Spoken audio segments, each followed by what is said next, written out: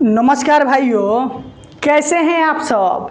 आज के क्लास में हम बिहार पुलिस साइंस के लिए एक बहुत महत्वपूर्ण टॉपिक पढ़ेंगे। देखिए, आपके साइंस के फिजिक्स में 3 महत्वपूर्ण टॉपिक है। पहला है मात्रक और विमा, दूसरा महत्वपूर्ण जो आपका टॉपिक है प्रकाश है, तीसरा आपका विद्युत धारा है। फिजिक्स में 3 महत्वपूर्ण टॉपिक है जिससे क्वेश्चन बहुत बार पूछा जाता है। तो मात्रक और विमा हम लोग बहुत अच्छे ढंग से पढ़ लिए हैं। आज के क्लास में हम लोग प्रकाश के बारे में पढ़ेंगे और ये जो प्रकाश टॉपिक है इसको 2 से 3 क्लास में पढ़ेंगे। एक क्लास में आपका कंप्लीट होने वाला नहीं है, इसलिए वीडियो में अंत तक बने रहिएगा। जो भाई मेरे चैनल पर नए हैं, बिहार पुलिस में सफलता पाना चाहते हैं, वो अपने भाई के लिए चैनल को सब्सक्राइब जरूर करना है तथा पिछला मेरा सभी क्लास का वीडियो प्लेलिस्ट में उपलब्ध है। जाइएगा, वहाँ पर प्लेलिस्ट में लिखा होगा बिहार पुलिस साइंस, उसमें साइंस का क्लास मिलेगा। बिहार पुलिस मैथ, उसमें मैथ का क्लास मिलेगा। बिहार पुलिस जीके, उसमें जीके का क्लास आपको मिलेगा। आपको घबराने की ज़रूरत नहीं है। एग्ज़ाम से 10 से 15 दिन पहले आपका सिलेबस कंप्लीट करा के फिर नए सिरे से मैराथन क्लास हर सब्जेक्ट को देंगे। दम आपका रिजल्ट इस बार पक्का जरूर होगा। इसलिए जो वीडियो को देख रहे हैं लाइक ज़रूर कर दीजिए। चलिए अब हम क्लास को स्टार्ट करते हैं। बोर्ड पर जितना भी चीज़ लिखा जाता है सब एग्ज़ाम रिलेटेड VVI चीज़ लिखा जाता है, फालतू चीज़ कोई नहीं लिखा जाता है। आज हम लोग जानेंगे प्रकाश क्या है। क्या प्रकाश के बारे में आप लोग 8th क्लास में पढ़े होंगे, 10th क्लास में पढ़े होंगे, 12th क्लास में पढ़े होंगे। प्रकाश के बारे में आप लोग भी बहुत कुछ जानते होंगे। आज हम जो बताने जा रहे हैं वो यूनिक चीज़ होगा। मान लीजिए आपसे कोई पूछे कि आप किसी वस्तु को किससे देखते हैं, ठीक। अगर क्वेश्चन पूछे कि किससे देखते हैं तो बोलिएगा कि हम किसी वस्तु को प्रकाश से देखते हैं। अगर वो क्वेश्चन पूछा जाए कि आप किसी वस्तु को किसके द्वारा देखते हैं तो आँख के द्वारा देखते हैं। मान लीजिए आपके सामने वस्तु रख दिया जाए, आपके पास आँख भी है, रूम बंद करके लाइट ऑफ कर दिया जाए, क्या वो वस्तु आपको दिखाई देगा? नहीं दिखाई देगा। ठीक उसी तरह से मान लीजिए बल्ब को खूब हाईलाइट बल्ब को जला दिया जाए, ठीक, वस्तु रख दिया जाए, आप अंधे हैं, क्या आप देख पाइएगा? नहीं। इसलिए किसी वस्तु को देखने के लिए प्रकाश तथा आँख दोनों की जरूरत होती है। देखिए पहला क्वेश्चन, हम किसी वस्तु को किससे देखते हैं तो प्रकाश बोलिएगा। हम किसी वस्तु को किसके द्वारा देखते हैं तो आँख के द्वारा देखते हैं। इससे ये पता लग रहा है कि हम किसी वस्तु को देखने के लिए प्रकाश तथा आँख दोनों की आवश्यकता होती है। आज आप लोग कन्फ्यूजन दूर हो चुका होगा कि प्रकाश क्या है। प्रकाश के बारे में बहुत से वैज्ञानिक बहुत से अलग अलग अपना नियम देकर आए। उसी में एक ठो वैज्ञानिक है जिसे फिजिक्स का पिता बोला जाता है, न्यूटन साहब आते हैं। न्यूटन साहब आए तो वो बोले कि प्रकाश एक कण है। मान लीजिए हम बोल दें कि आप चोर हैं तो केवल चोर कहने से नहीं ना हो जाएगा, उसको साबित करना पड़ेगा कि आप एक चोर है, ठीक। उसी तरह से न्यूटन साहब बोले कि न्यूटन के अनुसार प्रकाश एक कण है। न्यूटन साहब क्या बोलते हैं कि प्रकाश क्या है? एक कण है। अब कण को तो बोलकर चले गए। फिर आते हैं हर्ट्ज ने 1903 ईस्वी में प्रकाश विद्युत प्रभाव की खोज करते हैं और प्रकाश विद्युत प्रभाव की व्याख्या 1905 में हर्ट्ज के द्वारा किया जाता है, जिसे न्यूटन के कण गुण प्रूफ होता है प्रकाश विद्युत प्रभाव के द्वारा, जिसके लिए उन्हें 1905 ईस्वी में नोबेल पुरस्कार मिलता है। देखिए इससे कौन कौन से क्वेश्चन बना आपका कि न्यूटन के अनुसार प्रकाश क्या है। न्यूटन साहब के अनुसार प्रकाश एक कण है। हर्ट्ज ने 1903 ईस्वी में प्रकाश विद्युत प्रभाव की खोज किया। प्रकाश विद्युत प्रभाव की खोज कौन करता है? हर्ट्ज। ये कौन था? वैज्ञानिक था जो 1903 ईस्वी में प्रकाश विद्युत प्रभाव का खोज करता है। उसके बाद है कि प्रकाश विद्युत प्रभाव की व्याख्या करता है कौन? 1905 ईस्वी में होता है, जिसके लिए उन्हें नोबेल पुरस्कार से सम्मानित किया जाता है। ये नोबेल पुरस्कार किसको मिलता है? आइंस्टीन।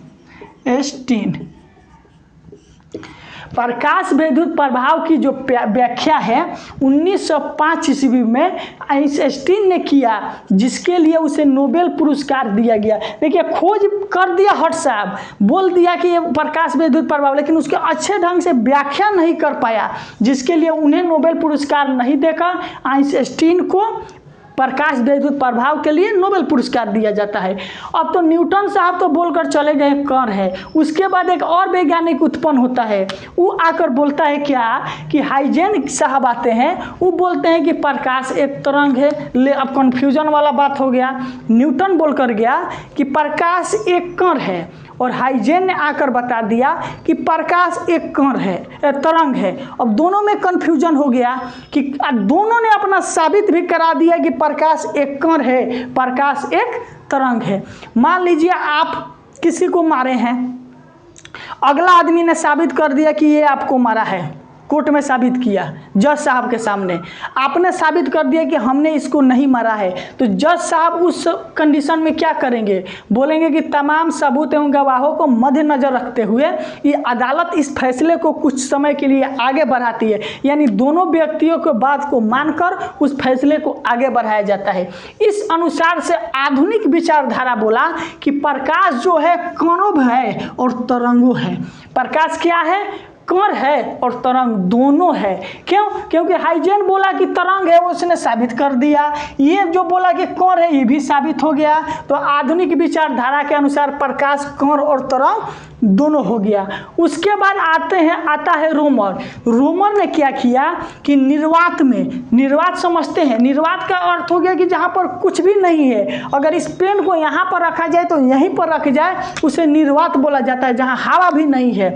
रोमर ने निर्वात में प्रकाश का वेग का पता 1676 ईस्वी में लगाता है और उन्होंने बताया कि प्रकाश का वेग 3 लाख किलोमीटर प्रति सेकेंड, लेकिन ऑप्शन में दिया रहता है 3 × 10⁸ मीटर प्रति सेकेंड। 3 × 10⁸ मीटर, किलोमीटर मत ध्यान दीजिए, मीटर प्रति सेकेंड। अगर किलोमीटर में लिखना हो तो लिखिएगा 3 × 10⁵ किलोमीटर प्रति सेकेंड होता है। रोमर ने निर्वात में प्रकाश का वेग का पता कौन लगाया? रोमर ने लगाया। कितना बताया? 3 लाख किलोमीटर प्रति सेकेंड होता है। आधुनिक विचारधारा के अनुसार प्रकाश कण और तरंग दोनों हो। किसके अनुसार प्रकाश तरंग है? हाइजेन के अनुसार। प्रकाश विद्युत प्रभाव के द्वारा कौन ग्रुप प्रूफ होता है आपका? प्रकाश विद्युत प्रभाव की व्याख्या 1905 में होती है। नोबेल पुरस्कार कौन करता है? आइंस्टीन करता है। इसके लिए इसे नोबेल पुरस्कार से सम्मानित किया जाता है। न्यूटन के अनुसार प्रकाश कण है। हर्ट्ज ने 1903 में प्रकाश विद्युत प्रभाव की खोज किया। ये था प्रकाश से संबंधित महत्वपूर्ण क्वेश्चन। प्रकाश से संबंधित इससे ज़्यादा आपका क्वेश्चन एग्जाम में नहीं पूछा जा सकता है। एकदम हमें पूरा उम्मीद है कि जिस तरह से हम साइंस समझा देंगे, आपको यूट्यूब पर ऐसा समझाने वाले लोकल लैंग्वेज में, अपने भाषा में नहीं मिल सकता है। यहाँ तक तो समझ चुके होंगे, आपको किसी तरह का प्रॉब्लम नहीं हुआ होगा, इतने अच्छे ढंग से समझा दिए। लास्ट में समय देंगे आपको स्क्रीनशॉट के लिए। अब हम लोग पढ़ेंगे प्रकाश का परावर्तन। कौन सा टॉपिक पढ़ेंगे? प्रकाश, क्या पढ़ेंगे? प्रकाश का परावर्तन। ठीक, कौन सा टॉपिक पढ़ने चल रहे हैं? प्रकाश का परावर्तन क्या है? प्रकाश का परावर्तन बोलता है कि प्रकाश का किसी सतह से टकराकर फिर वापस उसी माध्यम, मान लीजिए हम आपके तरफ लाइट बारे, ठीक, और वो लाइट टकराकर फिर मेरे तरफ ही आ गया, यानी वही होता है आपका प्रकाश का परावर्तन। मान लीजिए ये कोई सतह हो गया दर्पण का, ठीक, प्रकाश का किसी सतह से टकराकर वापस उसी माध्यम में लौट जाना क्या कहलाता है? आपका प्रकाश का परावर्तन। देखिए, प्रकाश इधर से आया, फिर आकर इसी माध्यम में चला गया, तो जो किरण आता है उसे आपतित किरण, आपतित किरण। जो किरण जाता है उसे परावर्तित किरण।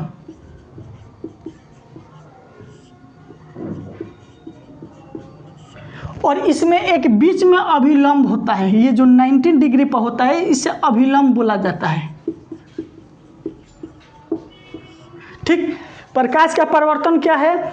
प्रकाश का जिस माध्यम में आता है उसी माध्यम में लौट जाता है, वही प्रकाश का परावर्तन होता है। या प्रकाश के किसी सतह से टकराकर वापस उसी माध्यम में लौट जाना प्रकाश का परावर्तन कहलाता है। परिभाषा इसलिए नहीं लिखा रहे हैं कि आपके एग्जाम में परिभाषा नहीं पूछता है, कंसेप्ट समझिए, एग्जाम में क्वेश्चन वही पूछता है।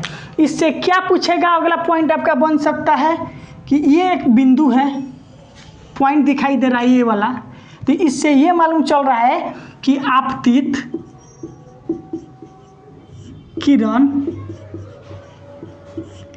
परावर्तित किरण तथा अभिलंब, आपतित किरण, परावर्तित किरण तथा अभिलंब तीनों एक ही तल में होते हैं, तीनों एक ही तल में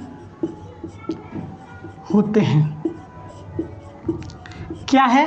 आपतित किरण, परावर्तित किरण, अभिलंब तीनों एक ही तल में होते हैं। ये जो आपका कोणवा होता है ये आपतन कोण होता है, इसे साइन आई बोला जाता है।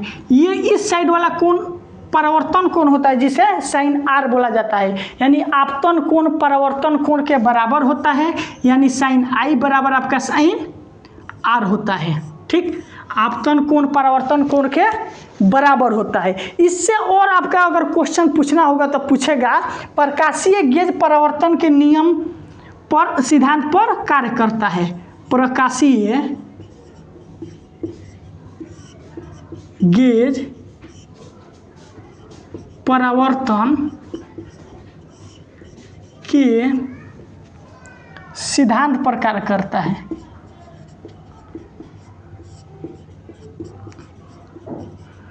कार्य करता है। ठीक, इससे अब समझिए प्रकाश का परावर्तन, प्रकाश का किसी सतह से टकराकर वापस उसी माध्यम में लौटना प्रकाश का परावर्तन कहलाता है।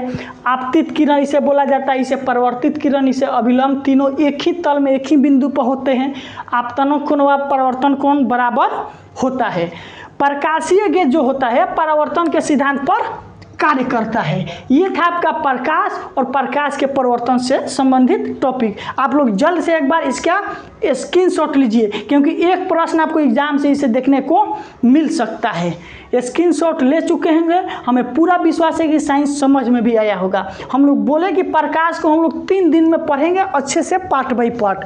अगले दिन हम लोग पढ़ेंगे प्रकाश का अपवर्तन के बारे में, विवर्तन के बारे में, ध्रुवण के बारे में, व्यक्तीकरण के बारे में अच्छे ढंग से पढ़ेंगे। आज का क्लास आपको जरूर पसंद पड़ा होगा।